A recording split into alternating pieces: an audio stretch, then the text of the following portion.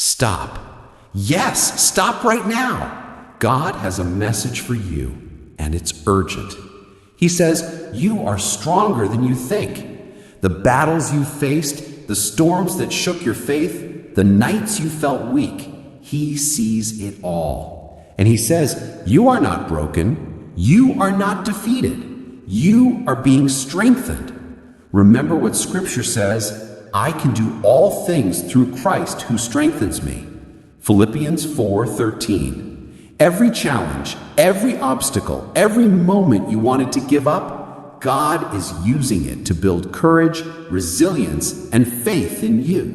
You may not feel strong today. You may feel small, exhausted, or unworthy. But God is whispering, look at what you've already survived. Look at what I've already carried you through.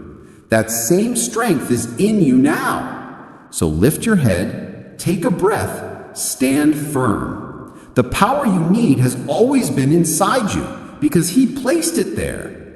You are stronger than you think. You are never alone. You are loved, chosen, and equipped for every step ahead.